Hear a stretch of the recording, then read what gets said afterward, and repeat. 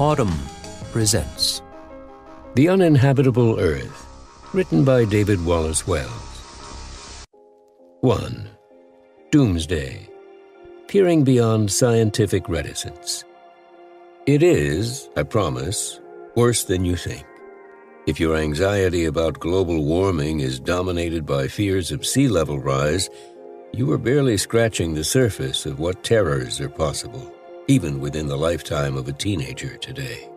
And yet the swelling seas and the cities they will drown have so dominated the picture of global warming and so overwhelmed our capacity for climate panic that they have occluded our perception of other threats, many much closer at hand. Rising oceans are bad, in fact very bad, but fleeing the coastline will not be enough. Indeed, absent a significant adjustment to how billions of humans conduct their lives, parts of the Earth will likely become close to uninhabitable, and other parts horrifically inhospitable as soon as the end of this century. Even when we train our eyes on climate change, we are unable to comprehend its scope.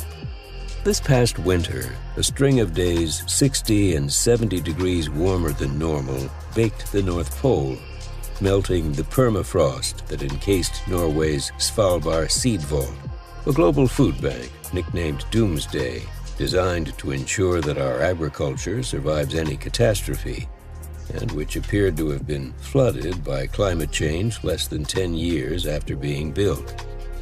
The Doomsday vault is fine for now. The structure has been secured and the seeds are safe. But treating the episode as a parable of impending flooding missed the more important news. Until recently, permafrost was not a major concern of climate scientists because, as the name suggests, it was soil that stayed permanently frozen. But Arctic permafrost contains 1.8 trillion tons of carbon, more than twice as much as is currently suspended in the Earth's atmosphere.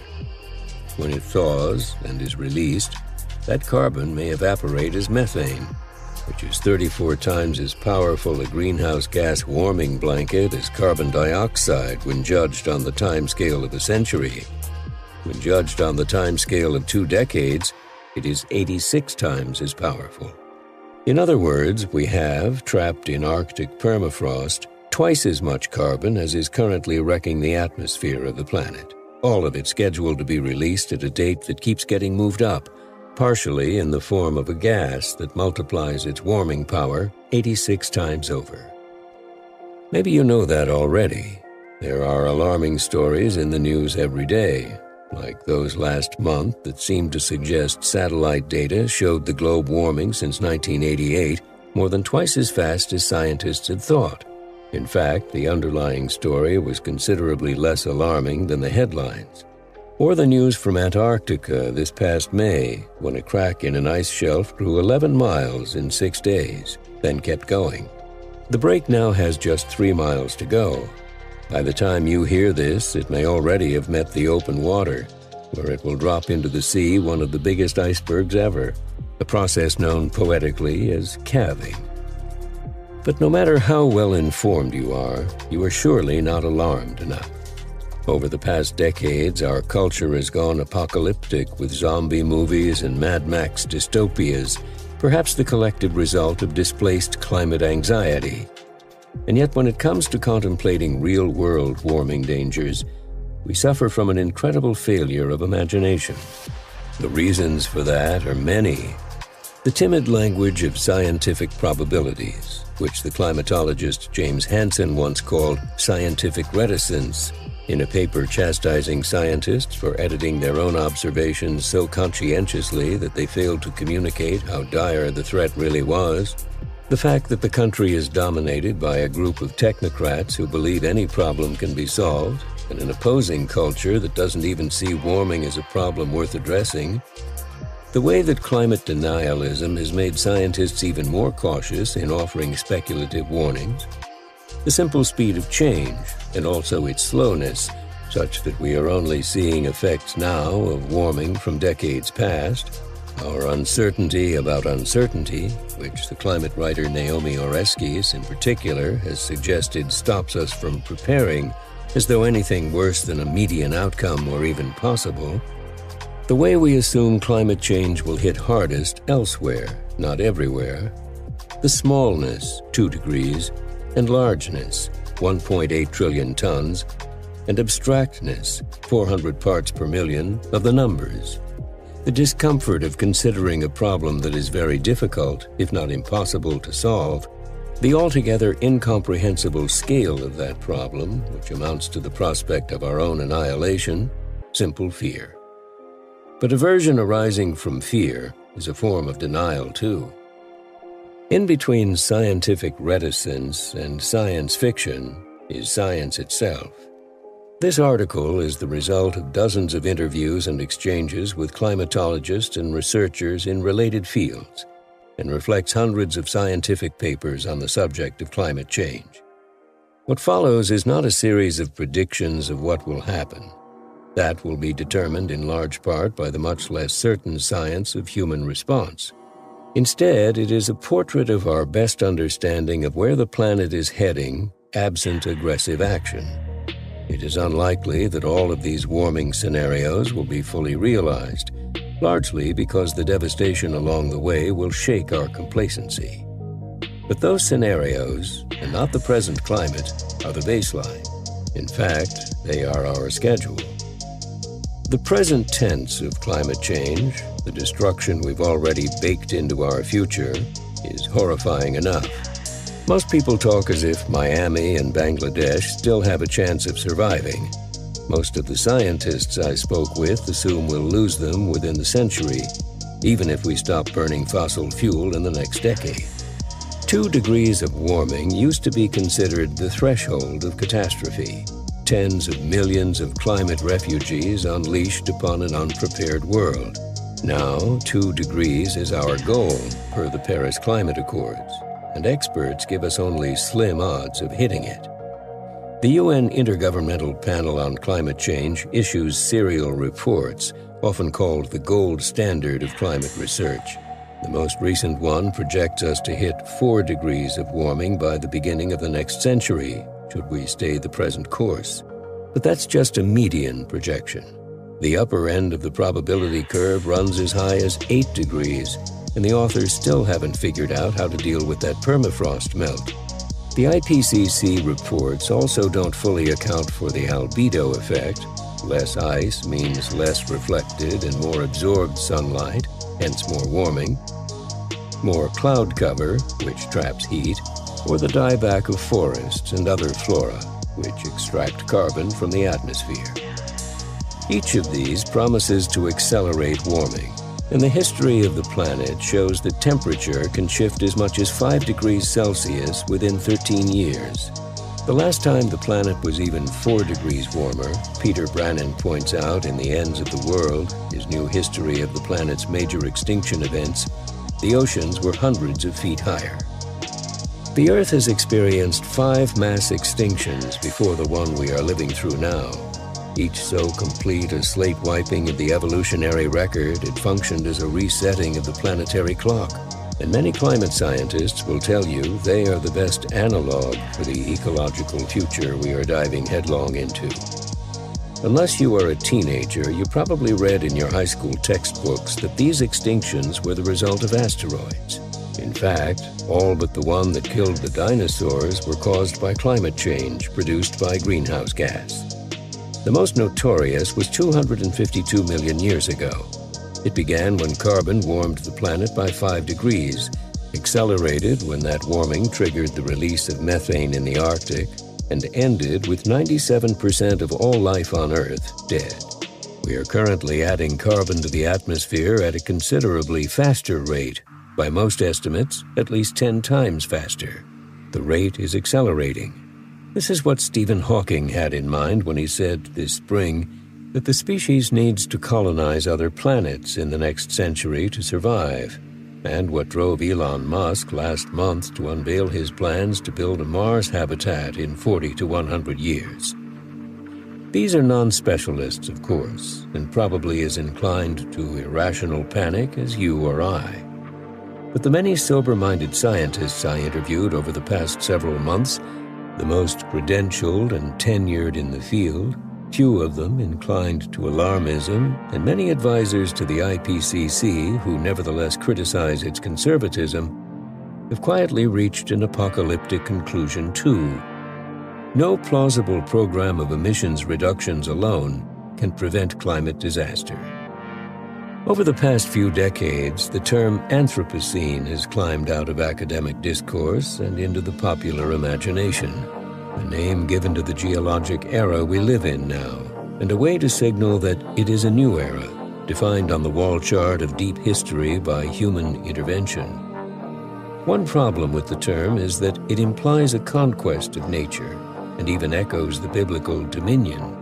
And however sanguine you might be about the proposition that we have already ravaged the natural world, which we surely have, it is another thing entirely to consider the possibility that we have only provoked it, engineering first in ignorance and then in denial a climate system that will now go to war with us for many centuries, perhaps until it destroys us.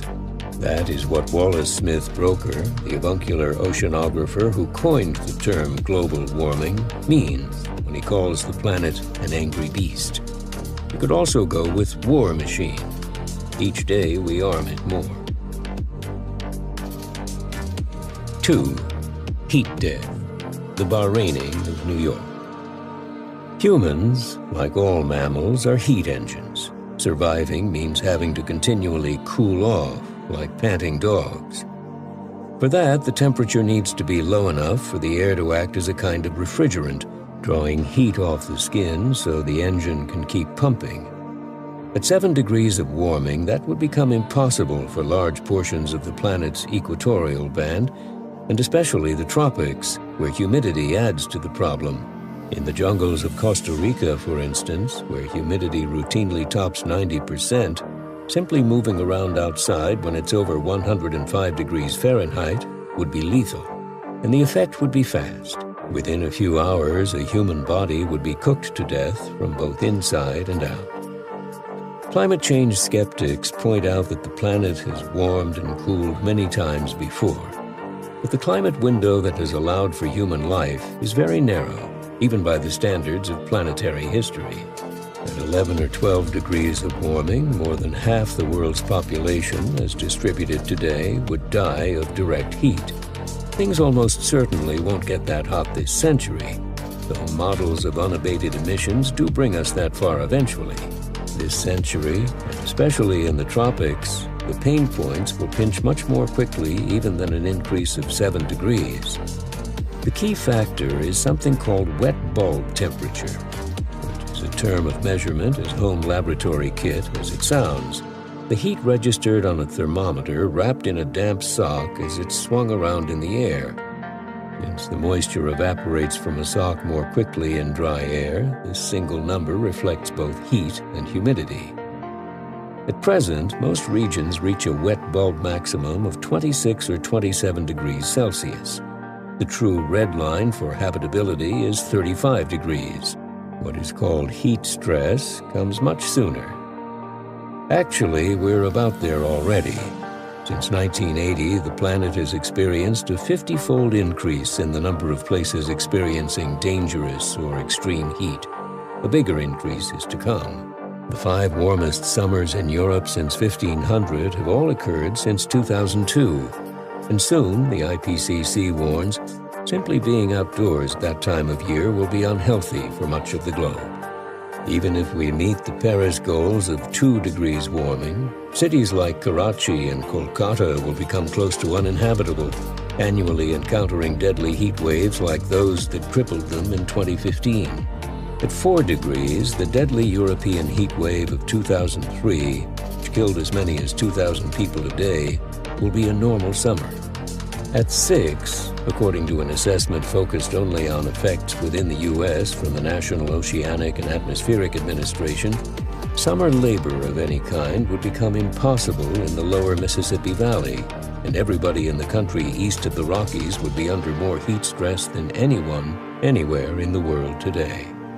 As Joseph Rome has put it in his authoritative primer, Climate Change, What Everyone Needs to Know, Heat stress in New York City would exceed that of present-day Bahrain, one of the planet's hottest spots, and the temperature in Bahrain would induce hyperthermia in even sleeping humans. The high-end IPCC estimate, remember, is 2 degrees warmer still. By the end of the century, the World Bank has estimated, the coolest months in tropical South America, Africa, and the Pacific are likely to be warmer than the warmest months at the end of the 20th century. Air conditioning can help, but will ultimately only add to the carbon problem.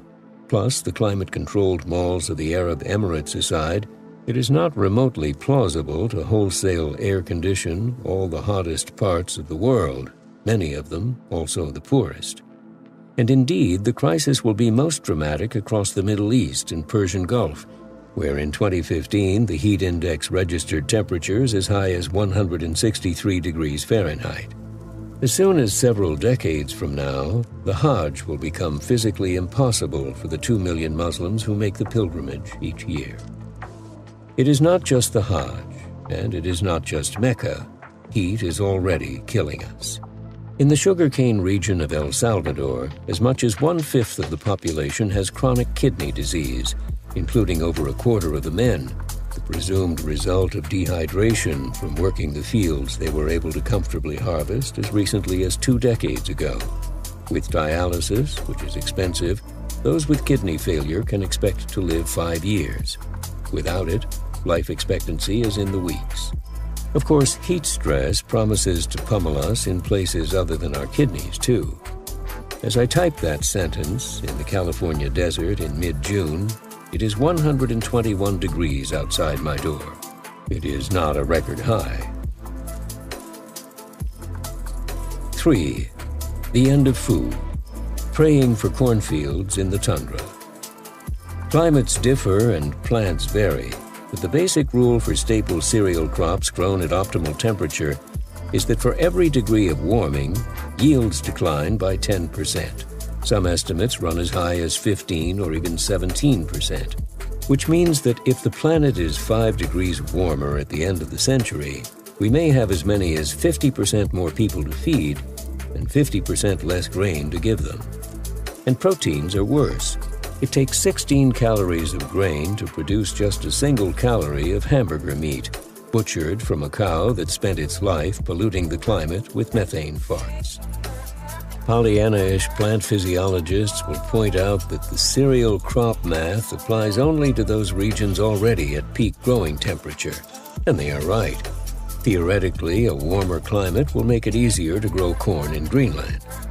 But as the path-breaking work by Rosamund Naylor and David Battisti has shown, the tropics are already too hot to efficiently grow grain. And those places where grain is produced today are already at optimal growing temperature, which means even a small warming will push them down the slope of declining productivity. And you can't easily move croplands north a few hundred miles because yields in places like remote Canada and Russia are limited by the quality of soil there. It takes many centuries for the planet to produce optimally fertile dirt. Drought might be an even bigger problem than heat, with some of the world's most arable land turning quickly to desert. Precipitation is notoriously hard to model, yet predictions for later this century are basically unanimous. Unprecedented droughts nearly everywhere food is today produced. By 2080, without dramatic reductions in emissions, Southern Europe will be in permanent extreme drought, much worse than the American Dust Bowl ever was. The same will be true in Iraq and Syria and much of the rest of the Middle East, some of the most densely populated parts of Australia, Africa, and South America, and the breadbasket regions of China. None of these places, which today supply much of the world's food, will be reliable sources of any. As for the original Dust Bowl, the droughts in the American plains and Southwest would not just be worse than in the 1930s, a 2015 NASA study predicted, but worse than any droughts in 1,000 years. And that includes those that struck between 1100 and 1300, which dried up all the rivers east of the Sierra Nevada mountains, and may have been responsible for the death of the Anasazi civilization. Remember, we do not live in a world without hunger as it is. Far from it. Most estimates put the number of undernourished at 800 million globally. In case you haven't heard, this spring has already brought an unprecedented quadruple famine to Africa and the Middle East. The UN has warned that separate starvation events in Somalia, South Sudan, Nigeria, and Yemen could kill 20 million this year alone. 4. Climate plagues. What happens when the bubonic ice melts? Rock, in the right spot, is a record of planetary history, eras as long as millions of years, flattened by the forces of geological time into strata with amplitudes of just inches, or just an inch, or even less. Ice works that way too, as a climate ledger, but it is also frozen history, some of which can be reanimated when unfrozen. There are now, trapped in Arctic ice, diseases that have not circulated in the air for millions of years, in some cases since before humans were around to encounter them, which means our immune systems would have no idea how to fight back when those prehistoric plagues emerge from the ice. The Arctic also stores terrifying bugs from more recent times. In Alaska already, researchers have discovered remnants of the 1918 flu that infected as many as 500 million and killed as many as 100 million, about 5% of the world's population, and almost 6 times as many as had died in the World War for which the pandemic served as a kind of gruesome capstone. As the BBC reported in May, scientists suspect smallpox and the bubonic plague were trapped in Siberian ice too, an abridged history of devastating human sickness left out like egg salad in the Arctic sun. Experts caution that many of these organisms won't actually survive the thaw and point to the fastidious lab conditions under which they have already reanimated several of them. The 32,000-year-old extremophile bacteria revived in 2005, an 8-million-year-old bug brought back to life in 2007, the 3.5-million-year-old one, a Russian scientist, self-injected just out of curiosity, to suggest that those are necessary conditions for the return of such ancient plagues. But already last year, a boy was killed and 20 others infected by anthrax released when retreating permafrost exposed the frozen carcass of a reindeer killed by the bacteria at least 75 years earlier. 2,000 present-day reindeer were infected too, carrying and spreading the disease beyond the tundra. What concerns epidemiologists more than ancient diseases are existing scourges relocated, rewired, or even re-evolved by warming. The first effect is geographical. Before the early modern period, when adventuring sailboats accelerated the mixing of peoples and their bugs, human provinciality was a guard against pandemic. Today, even with globalization and the enormous intermingling of human populations, our ecosystems are mostly stable, and this functions as another limit. But global warming will scramble those ecosystems and help disease trespass those limits as surely as Cortez did. You don't worry much about dengue or malaria if you are living in Maine or France, but as the tropics creep northward and mosquitoes migrate with them, you will. You didn't much worry about Zika a couple of years ago either. As it happens, Zika may also be a good model of the second worrying effect, disease mutation. One reason you hadn't heard about Zika until recently is that it had been trapped in Uganda. Another is that it did not, until recently, appear to cause birth defects. Scientists still don't entirely understand what happened or what they missed. But there are things we do know for sure about how climate affects some diseases. Malaria, for instance, thrives in hotter regions, not just because the mosquitoes that carry it do too, but because for every degree increase in temperature, the parasite reproduces 10 times faster, which is one reason that the World Bank estimates that by 2050, 5.2 billion people will be reckoning with it. 5. Unbreathable air, a rolling death smog that suffocates millions. Our lungs need oxygen, but that is only a fraction of what we breathe. The fraction of carbon dioxide is growing. It just crossed 400 parts per million, and high-end estimates extrapolating from current trends suggest it will hit 1,000 ppm by 2100. At that concentration, compared to the air we breathe now, human cognitive ability declines by 21%. Other stuff in the hotter air is even scarier. Small increases in pollution capable of shortening lifespans by 10 years. The warmer the planet gets, the more ozone forms. And by mid-century, Americans will likely suffer a 70% increase in unhealthy ozone smog, the National Center for Atmospheric Research is projecting. By 2090, as many as 2 billion people globally will be breathing air above the WHO safe level.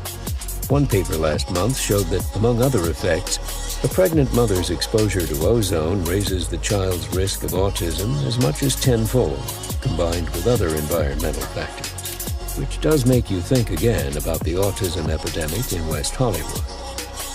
Already, more than 10,000 people die each day from the small particles emitted from fossil fuel burning. Each year, 339,000 people die from wildfire smoke, in part because climate change has extended forest fire season. In the U.S., it's increased by 78 days since 1970. By 2050, according to the U.S. Forest Service, wildfires will be twice as destructive as they are today. In some places, the area burned could grow fivefold. What worries people even more is the effect that would have on emissions, especially when the fires ravage forests arising out of peat. Peatland fires in Indonesia in 1997, for instance, added to the global CO2 release by up to 40%, and more burning only means more warming, only means more burning.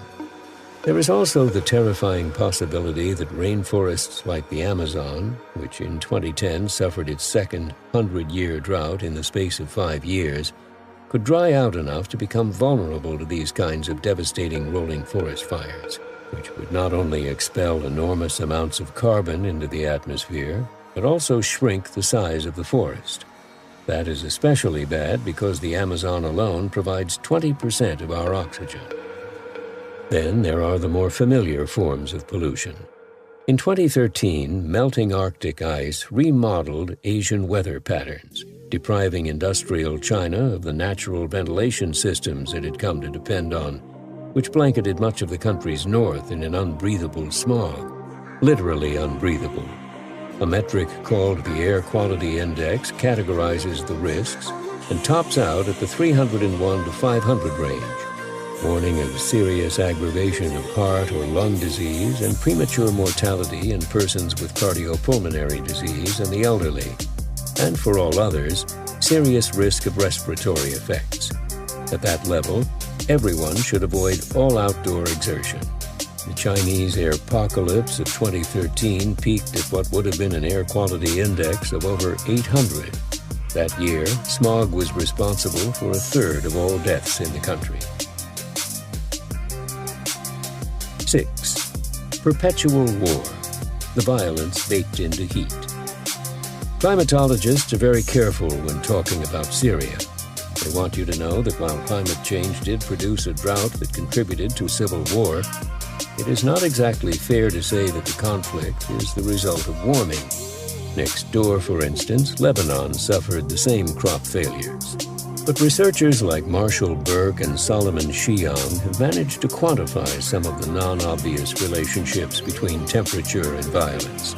For every half degree of warming, they say, societies will see between a 10 and 20% increase in the likelihood of armed conflict. In climate science, nothing is simple, but the arithmetic is harrowing. A planet 5 degrees warmer would have at least half again as many wars as we do today. Overall, social conflict could more than double this century. This is one reason that, as nearly every climate scientist I spoke to pointed out, the U.S. military is obsessed with climate change. The drowning of all American Navy bases by sea level rise is trouble enough, but being the world's policeman is quite a bit harder when the crime rate doubles. Of course, it's not just Syria where climate has contributed to conflict. Some speculate that the elevated level of strife across the Middle East over the past generation reflects the pressures of global warming. A hypothesis all the more cruel considering that warming began accelerating when the industrialized world extracted and then burned the region's oil. What accounts for the relationship between climate and conflict? Some of it comes down to agriculture and economics. A lot has to do with forced migration, already at a record high, with at least 65 million displaced people wandering the planet right now. But there is also the simple fact of individual irritability. Heat increases municipal crime rates and swearing on social media, and the likelihood that a major league pitcher, coming to the mound after his teammate has been hit by a pitch, will hit an opposing batter in retaliation. And the arrival of air conditioning in the developed world in the middle of the past century did little to solve the problem of the summer crime wave. 7. Permanent economic collapse. Dismal capitalism in a half-poorer world. The murmuring mantra of global neoliberalism, which prevailed between the end of the Cold War and the onset of the Great Recession, is that economic growth would save us from anything and everything. But in the aftermath of the 2008 crash, a growing number of historians studying what they call fossil capitalism have begun to suggest that the entire history of swift economic growth, which began somewhat suddenly in the 18th century, is not the result of innovation or trade or the dynamics of global capitalism, but simply our discovery of fossil fuels and all their raw power, a one-time injection of new value into a system that had previously been characterized by global subsistence living. Before fossil fuels, nobody lived better than their parents or grandparents or ancestors from 500 years before, except in the immediate aftermath of a great plague like the Black Death, which allowed the lucky survivors to gobble up the resources liberated by mass graves. After we've burned all the fossil fuels, these scholars suggest, perhaps we will return to a steady-state global economy. Of course, that one-time injection has a devastating long-term cost: climate change. The most exciting research on the economics of warming has also come from Xiang and his colleagues, who are not historians of fossil capitalism, but who offer some very bleak analysis of their own. Every degree Celsius of warming costs, on average, 1.2% of GDP, an enormous number, considering we count growth in the low single digits as strong. This is the sterling work in the field, and their median projection is for a 23% loss in per capita earning globally by the end of this century, resulting from changes in agriculture, crime, storms, energy, mortality, and labor. Tracing the shape of the probability curve is even scarier.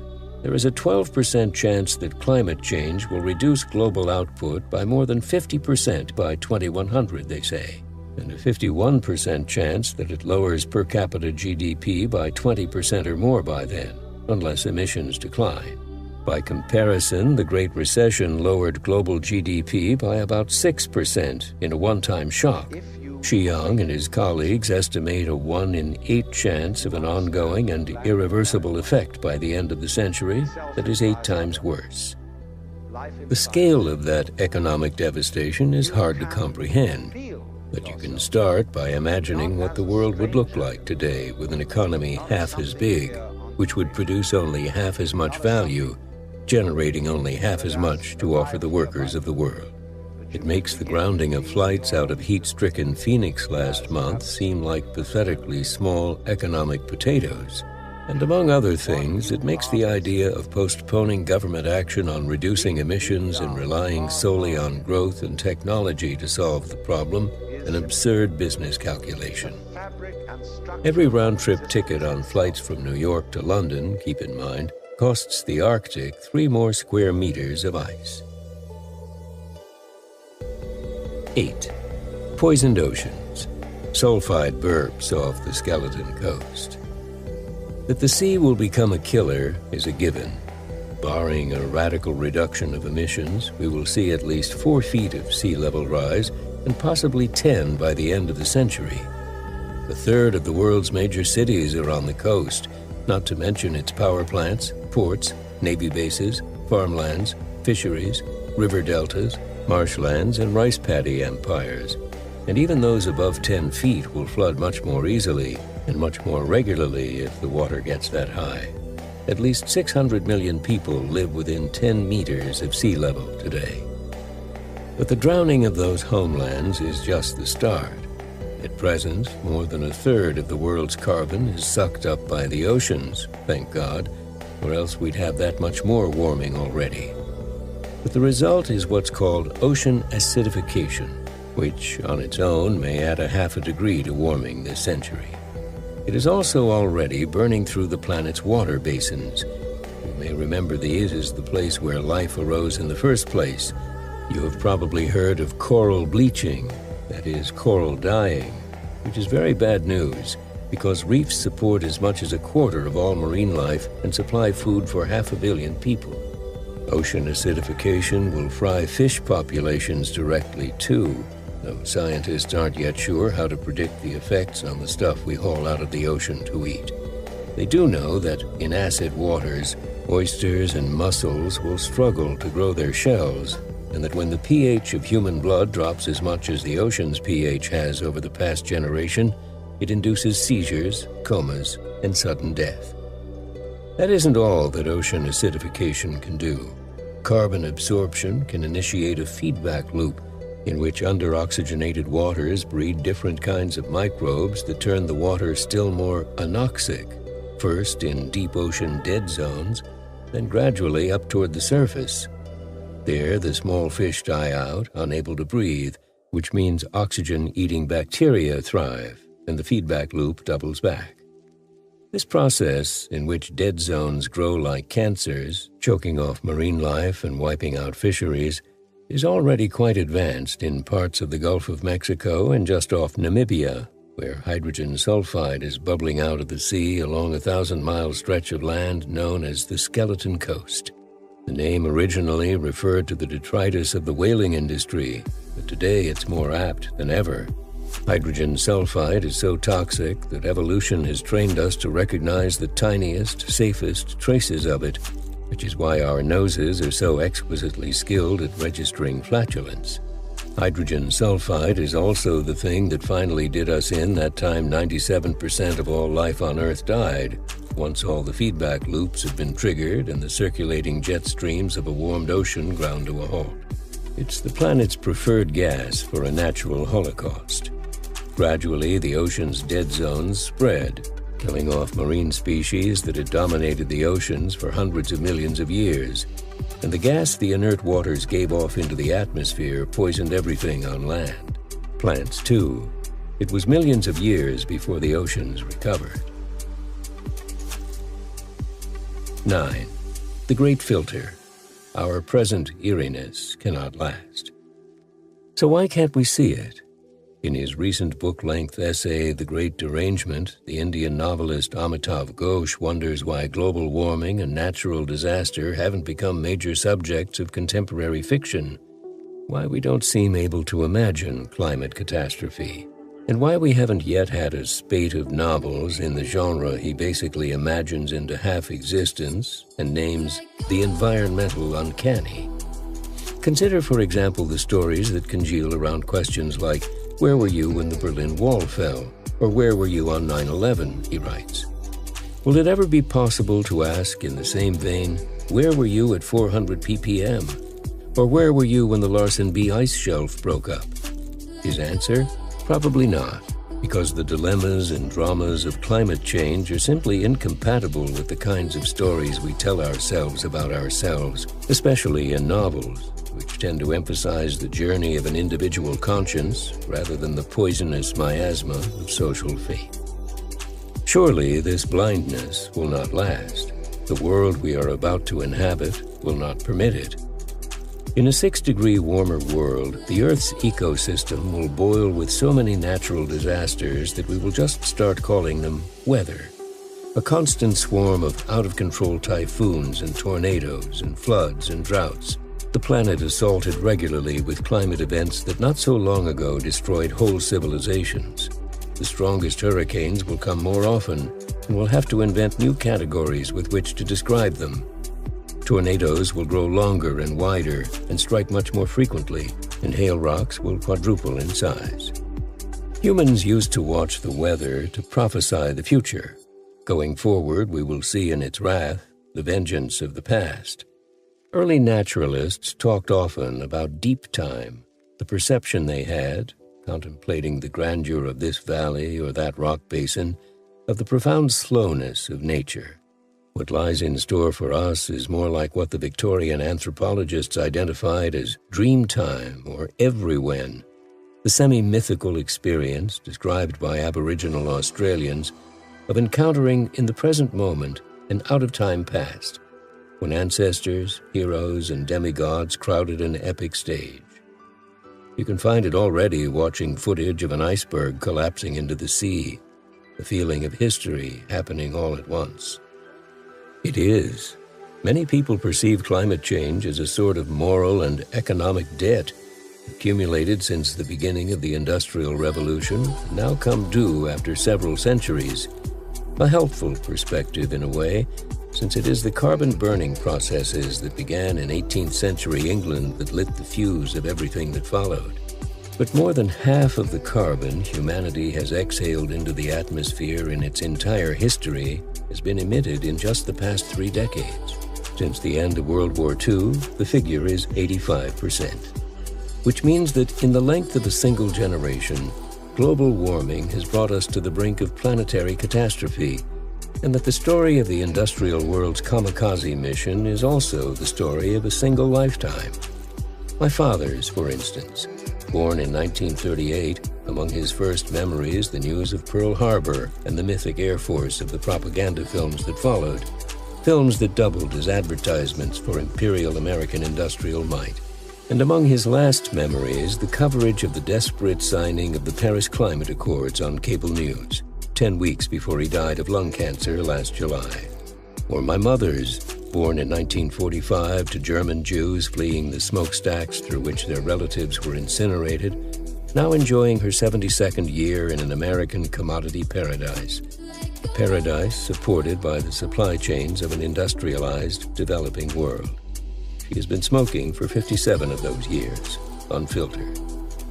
Or the scientists, some of the men who first identified a changing climate, and given the generation those who became famous were men, are still alive. A few are even still working. Wally Broker is 84 years old and drives to work at the Lamont Doherty Earth Observatory across the Hudson every day from the Upper West Side. Like most of those who first raised the alarm, he believes that no amount of emissions reduction alone can meaningfully help avoid disaster. Instead, he puts his faith in carbon capture, untested technology to extract carbon dioxide from the atmosphere, which Broker estimates will cost at least several $1 trillion, and various forms of geoengineering, the catch-all name for a variety of moonshot technologies far-fetched enough that many climate scientists prefer to regard them as dreams or nightmares from science fiction. He is especially focused on what's called the aerosol approach, dispersing so much sulfur dioxide into the atmosphere that when it converts to sulfuric acid, it will cloud a fifth of the horizon and reflect back 2% of the sun's rays, buying the planet at least a little wiggle room, heat-wise. Of course, that would make our sunsets very red, would bleach the sky, would make more acid rain, he says. But you have to look at the magnitude of the problem. You got to watch that you don't say the giant problem shouldn't be solved because the solution causes some smaller problems. He won't be around to see that, he told me. But in your lifetime, Jim Hansen is another member of this Godfather generation. Born in 1941, he became a climatologist at the University of Iowa, developed the groundbreaking Zero model for projecting climate change, and later became the head of climate research at NASA, only to leave under pressure when, while still a federal employee, he filed a lawsuit against the federal government charging inaction on warming. Along the way, he got arrested a few times for protesting, too. The lawsuit, which is brought by a collective called Our Children's Trust and is often described as Kids versus Climate Change, is built on an appeal to the Equal Protection Clause, namely that in failing to take action on warming, the government is violating it by imposing massive costs on future generations. It is scheduled to be heard this winter in Oregon District Court. Hynes has recently given up on solving the climate problem with a carbon tax alone, which has been his preferred approach, and has set about calculating the total cost of the additional measure of extracting carbon from the atmosphere.